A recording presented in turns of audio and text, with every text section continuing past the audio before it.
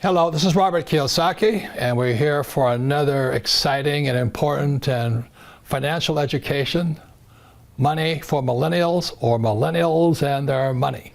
Because as you and I know, our school teaches us this about money. Yeah. And it really kind of screws people up because they go out of school and they start doing the thing we talked about, go to school and get a job, right? Yeah. So that was the first two lessons. So we have Alexandra here. She is a daughter of our dear friends, Fernando and Cecilia Gonzalez. And Alexandra was born the same year that Rich Dad was born. Yeah. And again, for those who may not know, my rich dad was my best friend's father. My poor dad was an academic straight A student. I wasn't. I was a D, F, and C student on a good day. But my rich dad never finished school. So he had a completely different point of view. It's not right or wrong, but rich dad was an entrepreneur, and poor dad was a school teacher, head of education, PhD, Stanford, University of Chicago North, all the credentials for academics. So at the age of 9 in Hilo, Hawaii, my rich dad started teaching me, because I asked the question of my teacher, my 4th grade teacher, said, "What do we learn about money?" I said, "Well, we don't teach you about money." And I thought that was really stupid. Why go to school, get a job, but know nothing about money? So with that, this was his lesson number 1, and the rich don't work for money. So when I show you that, what goes through your head? Because I already know your philosophy, it makes a lot of sense to me. But for somebody watching this for the first time, it doesn't make sense, right? Yeah, it doesn't make sense. Because you go to school to get a job so you can work for money, right? That's the purpose of life, yeah. Right. To be a slave for money. Exactly. And work for idiots like me. Exactly. But anyway, my way of teaching is to first put doubt in your brain, to challenge your belief systems. And then maybe you can choose new beliefs or keep up with old beliefs, right? So when you think about working for money, what comes through your head? I think about the time that I worked at the bank and I was working paycheck to paycheck and I wasn't exposed to the financial education that you provide me with. And so it was kind of sad that I couldn't afford the things that I wanted to do, and I was just in this cycle of paying my bills and going to work, and Correct. That's it. Do you have friends who haven't found the good job even though they went to school? So I have many friends that have graduated and they're told that they're going to go to school and they're going to find a job, and they find themselves without anything. So many of them have found a job, and many of them have also not found a job. Yeah, the irony of it, when I left school in the 60s, there was plenty of jobs, but the world has changed, and our schools haven't. And so they're still making this innate promise of get a job.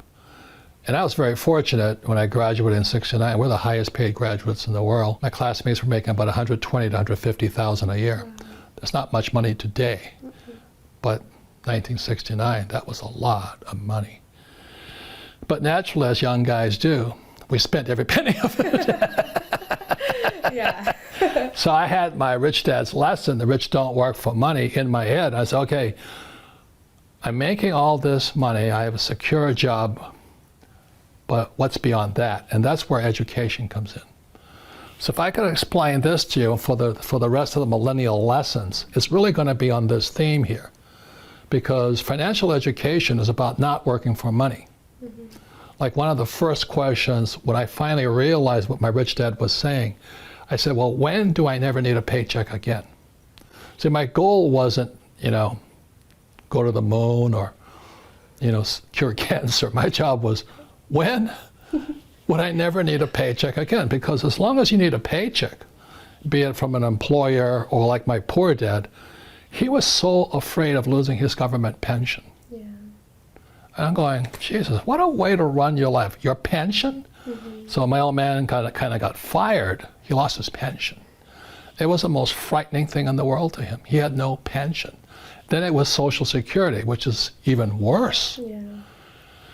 So that's why my goal when I was about your age, a little older, around 25, I said, my goal is to never need a paycheck again from anybody, even the government. I don't want any Medicare, Social Security, or whatever. When I was a military pilot, so you got to get the military pilot pension. I said, you do, but I'm not going to. And just because of this here, that was the difference. because I never wanted to work for money to need a paycheck. So the next few lessons in Millennial Money, you'll find out what I do work for. So for right now, just let me go to the lesson here. So this comes from Rich Dad, Poor Dad, and these are some of the distinctions. It was the advantage I had at age 9, because I knew what I wanted to work for. And this here, in simple terms, is called a financial statement. In school, they teach you to get a FICO score. FICO is BS. All it means, how good are you paying your bills? That's all FICO means, okay? Should be the FIDO score. Good dog. So this is what your banker wants to see.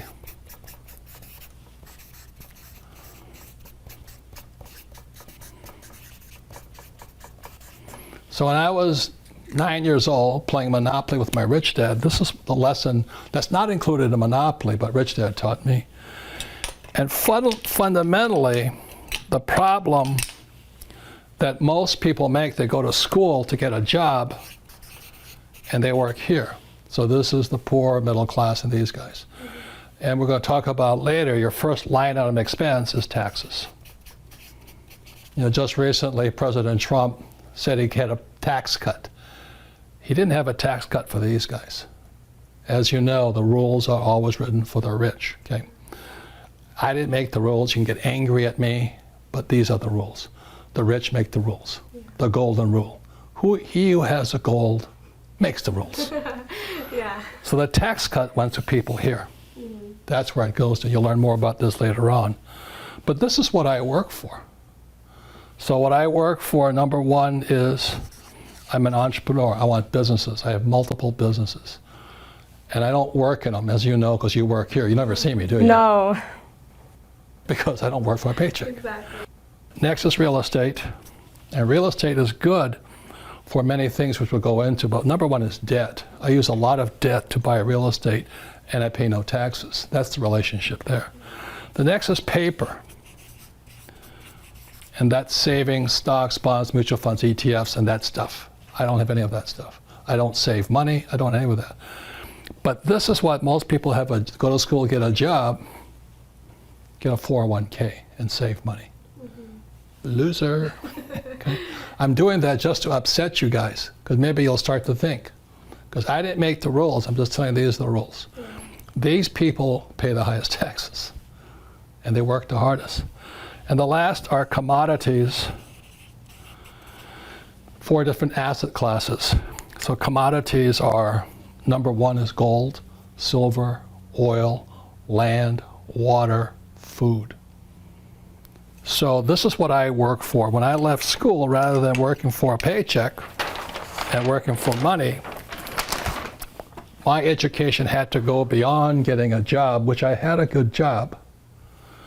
But I now had to start, when I left school, about your age, the thing I focused on first actually was commodities. So back in 1972, I started buying gold. And it was illegal for Americans to own gold. Can you imagine that? Wow. Back in 72. Today you have Bitcoin. It's different, okay? Everything is changing so rapidly today. So I started with gold, but actually the next thing was actually oil, because I went to school to be a tanker officer driving ships for Standard Oil. So I understand oil. So my wife and I don't own Standard Oil or Chevron or Exxon. We own oil wells. Again, taxes. You get no tax breaks for owning paper oil, huge tax breaks for owning real oil. Yeah. And then I went into real estate. Why? Because I can use debt to buy real estate. And because I use debt, I pay no taxes.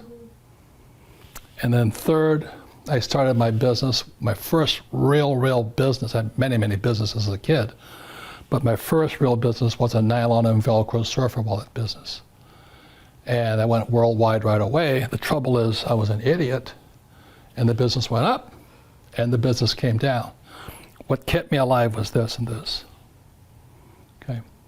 So you may say, well, aren't you working for money? But we'll go into that next. I don't want what's called a paycheck. I want cash flow.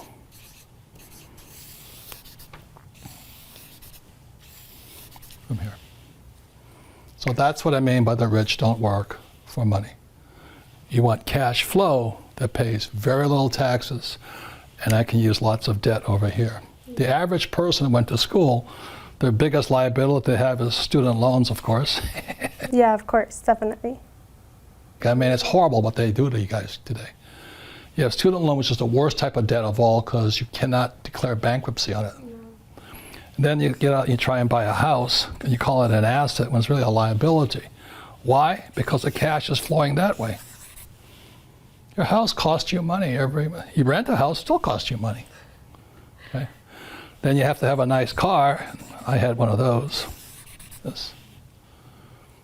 So the problem with most young people is they go to school to get that job, then a lot of them have student loan debt, then they try and get married and buy a house, have a car, and then they have credit card debt, but they never have the chance to come over here. If they do any investing in America, it's a 401k, which I wouldn't touch with a 10-foot pole. Now, you should, but I don't, because I don't have to. Because I went to school for here, and people who don't go to school should be here. This is a 401k, IRA, ETFs, and that stuff, paper. Savings. I don't touch that stuff, and we'll go into that later on. Yeah. Okay. So when I say rich don't work for money, I never wanted to be dependent on a paycheck, either from an employer or the government. I wanted to be a free human being.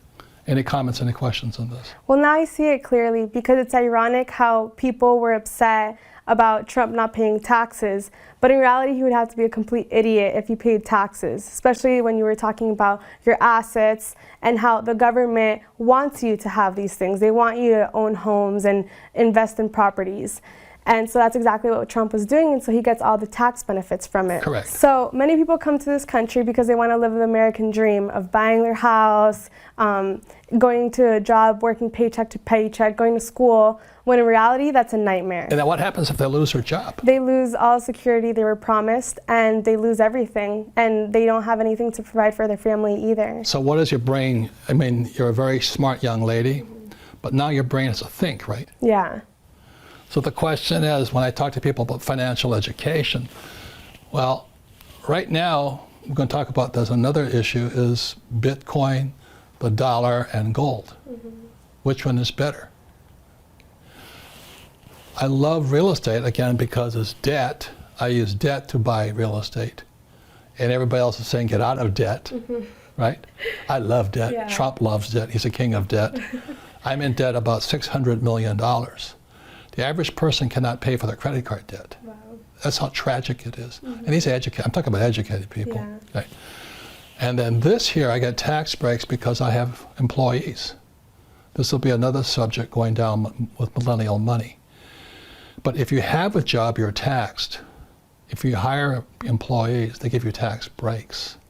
Look at right now, Amazon is looking for a new home. Every government wants to give them a home. Yeah. You know, please move to Indiana, please move to Canada. Why? Because they'll bring in employees, and employees pay the tax. Yeah. It's the same as Tesla. They got, I think, $50 billion or something from the state of Nevada because they bring in employees. So that's why when your teacher says you go to school to get a job, you say, I think I'll think a little bit differently this time. Now, you need a job in interim, but you want a job for the experience. That's the difference. So the reason Rich Dad's lesson number one is rich don't work for money is I never want a paycheck. I want to use debt, and I don't want to pay tax. I pay some tax, but minimum tax. But I want to accumulate this so I have cash flow. Anything you want to say? Any questions on that? No, I'm happy because I can see both sides. I can see the employee side and the entrepreneur side. And thankfully, because I work in this company, I'm not forced to work a regular 9-to-5 job. I'm able to actually work on my own projects, and it's incentivized that we actually do become entrepreneurs. Our company encourages everybody to come here, right? Mm-hmm. So we don't have a 401k, do we? No. We don't have a retirement plan for you, do you? That keeps you motivated, right? Yeah, it does. Yeah. Mm-hmm. So what would you say to your friends or your fellow millennials about why the rich don't work for money? I would tell them that they really truly need to educate themselves, because to work for money is completely ridiculous. While taxes are increasing and the inflation is increasing, it doesn't make any sense to be working from paycheck to paycheck. The rich don't work for money. The money works for them. Or being afraid of being fired. Yeah. Or losing your pension.